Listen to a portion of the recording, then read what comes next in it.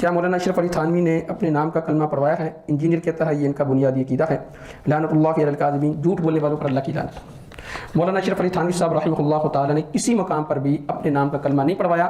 جو بندہ اپنے نام کا کلمہ پڑھوائے اپنے آپ کو نبی سمجھتے ہوئے ہم اسے کیا سمجھتے ہیں؟ کافر، اس لیے کہ نبی اکرم صلی اللہ علیہ وسلم کے بعد کوئی نبی نہیں آ سکتا۔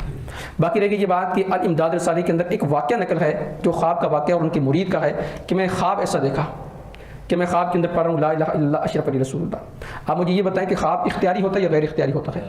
غیر اختیاری ہوتا ہے۔ خواب کے اندر کوئی بندہ بھی یہ چاہتا ہے کہ میں برا خواب دیکھوں؟ ہر بندہ چاہتا ہے میں اچھا خواب دیکھوں۔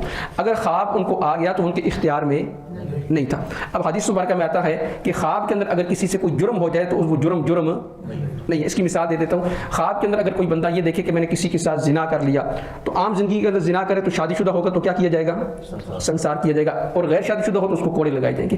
لیکن اگر خواب کے اندر یہ واقعہ دیکھ لیا تو پھر نہ سنسار ہے اور نہ کوڑے لگے، کیونکہ خواب ہے۔ اور نبی اکرم صلی اللہ علیہ وسلم نے فرمایا کہ خواب کے اندر اگر کوئی جرم ہو تو وہ جرم نہیں ہے۔ دوسری بات یہ ہے کہ وہ بندہ خود اس خواب کو غلط سمجھ رہا ہے، کہتا ہے وہ صحیح نہیں ہے۔ پھر اس کا اگلا حصہ یہ ہے کہ بیداری کے عالم کے اندر بھی اس سے یہ بات سرزد ہوئی، کلمہ نہیں، اللہم صلی علی سیدنا و نبینا اشرف علی رسول، ایسے بات۔ لیکن وہ یہ کہہ رہا ہے کہ غیر اختیاری طور پر زبان میرے قابو میں نہیں۔ میں اس کی ایک مثال دیتا ہوں، جب انسان کوئی برا خواب دیکھ لے تو برا خواب دیکھنے کے بعد جب بیدار ہوتا ہے تو تھوڑی دیر کے لیے انسان پر وہ کیفیت طاری رہتی ہے نہیں رہتی؟ طاری رہتی ہے۔ تو کہتا ہے یہ غیر اختیاری طور پر مجھ سے یہ کلمہ نکلا اور میں اس کو غلط سمجھ رہا ہوں۔ وہ خواب دیکھنے والا بھی کیا کہہ رہا ہے؟ میں اس کو کیا سمجھ رہا ہوں؟ غلط سمجھ رہا ہوں۔ وہ بھی یہ نہیں کہتا کہ میں اس کو ٹھیک سمجھ رہا ہوں۔ پھر اس نے یہ خواب مولانا اشرف علی تھانوی صاحب رحمہ اللہ تعالیٰ کو لکھ کر بھیجا، اور تھانوی صاحب نے اس کی تعبیر یہ بتائی کہ اس کا مطلب یہ ہے کہ آپ جس پیر کی بیعت کر رہے ہیں یا جس کے پیچھے چل رہے ہیں وہ نبی اکرم صلی اللہ علیہ وسلم کی سنتوں کی اتباع کرنے والے ہیں۔ یہ نہیں کہا کہ میں نبی ہوں، سنتوں کی اتباع کرنے والے ہیں۔ اچھا، اب اس واقعے کو بہت اچھالا جاتا ہے کہ مولانا اشرف علی تھانوی صاحب نے یہ تعبیر کیوں بتائی؟ یہ تو کفریہ واقعہ تھا۔ میں مسلم شریف سے حوالہ دے دیتا ہوں، نبی اکرم صلی اللہ علیہ وسلم نے فرمایا، امام مسلم نے اس حدیث کو نقل کیا ہے، ایک شخص وہ تک میدان کے اندر تھا، اس کا اونٹ گم ہو گیا۔ اب اسے اپنے مرنے کا پورا یقین ہو گیا کہ میں بچ نہیں سکتا، کیونکہ میرا سامان اس پر، کھانا بھی ہے، پینا بھی ہے، ساری چیز اس کے اوپر موجود ہیں، تو اب میرا بچنا مشکل ہے کہ اس سرا سے نکلنے کا کوئی راستہ نہیں ہے۔ تو وہ سو گیا، اس کی آنکھ کھلی تو آنکھ کھلتے ہی اس نے دیکھا کہ اس کے سامنے اس کا اونٹ کھڑا تھا۔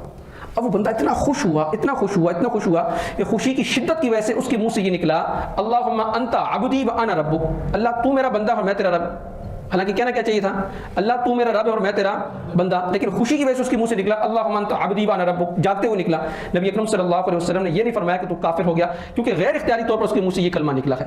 تو غیر اختیاری طور پر اگر کوئی کلمہ نکل آئے تو اس پر کفر کا فتویٰ نہیں لگتا۔ اگر لگتا ہے کوئی مسئلہ ہے تو ہمیں شریعت سے نکال کے دے دیں، ہم لگا دیں گے، ہمیں نکال کے دے دیں کہ کیا حکم لگتا ہے ہم لگا دیں گے، اس میں کوئی مسئلہ تو نہیں ہے۔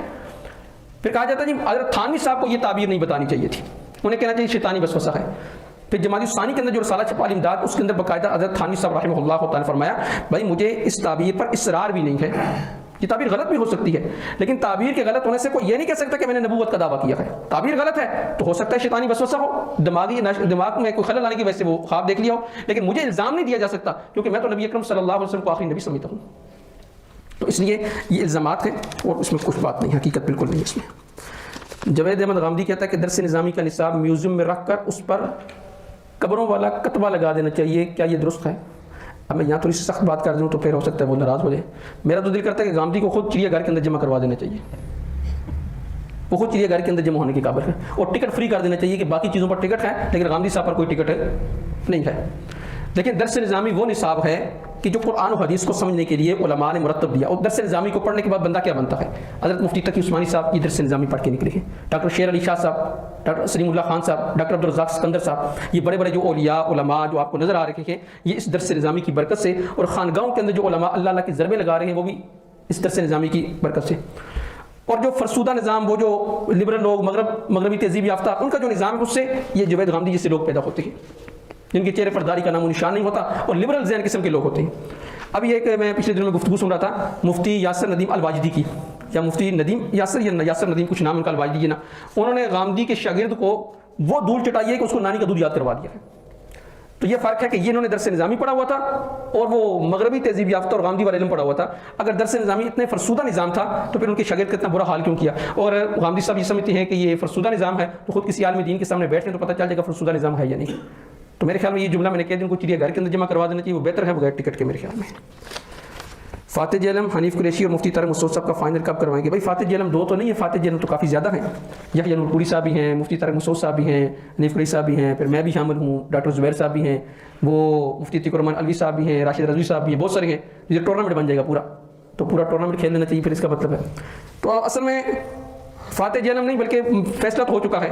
دیکھیں جیسے غلام احمد قادیانی، اس کے کفر پر تمام امت کا اجماع ہو گیا. تو امت میں کون لوگ شامل تھے؟ بریلوی تھے، دیوبندی تھے، اہل حدیث تھے، اہل تشیع تھے، وہ سارے شامل تھے. سب کے نزدیک غلام احمد قادیانی نے نبوت کا دعویٰ کیا اور یہ کیا ہے؟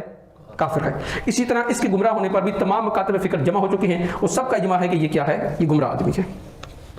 مفتی منیف صاحب نے مفتی حنیف قریشی کے مناظرے کو فضول کہا، کیا یہ درست ہے؟ میرے خیال میں وہ ویڈیو جو چل رہی ہے سوشل میڈیا پر وہ پرانی ہے، وہ نئی ہے میرے خیال میں. وہ قانون کو پرانا ٹکڑا کاٹ کے انہوں نے اپنا مطلب نکالنے کی کوشش کی ہے. اور دوسری بات یہ کہ یہ اب تائیدات کیوں تلاش کرتے ہیں علماء سے کہ فلاں کی تائید میرے حق میں ہے، فلاں کی تائید میرے حق میں. پہلے تو کہا کرتے تھے جی ان کے آپس میں جب مناظرے ہوتے ہیں تو مناظرے میں ایک دوسرے کی بات پیش کرتا ہے، دوسرا دوسرے کی بات پیش کرتا ہے، چلو ٹھیک ہے تو نے بھی کہا میں نے بھی کہا، بات ختم. اب جو علماء کی تائیدات پیش کرتے ہیں، اب علماء کی تائیدات کو پیش نہیں کرنا چاہیے نا.